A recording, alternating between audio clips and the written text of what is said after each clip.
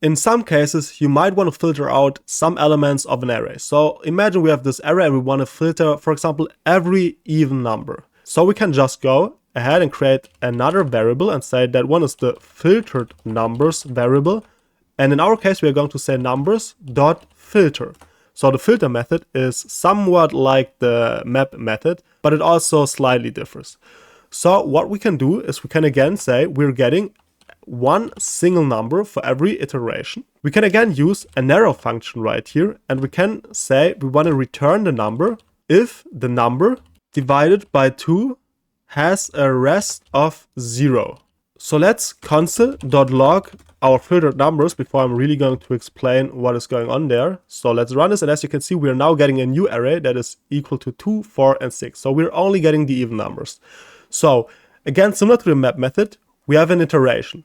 During every single iteration, this number holds one of those numbers inside of our original array. So inside of our numbers array, since we are using the filter method on our numbers array. Again, the filter method is a method that you use on an array. So in the first iteration, number is equal to 1. And now we are going to execute this code of block. And we will return our number if our number divided by 2 has a rest of 0. So if number divided by 2 works. For example, 3 divided by 2 is 1 rest 1. If we divide 4 by 2, for example, we get 2 with a rest of 0. So in this case, it works. So every time this statement equals true, we are going to return the number as it is. And if this statement does not equal to true, then we are not going to return the number. So essentially, we are filtering the numbers. So we're taking number 1, putting it in there, executing this line of code. This line of code is false. We're not returning 1. 2, this line is equal to true. We are returning number 2. For 3, this here is false,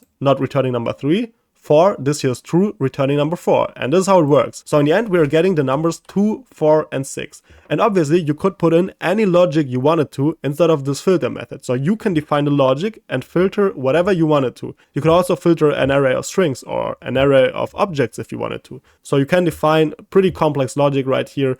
And this, again, really important if you want to work with React, for example.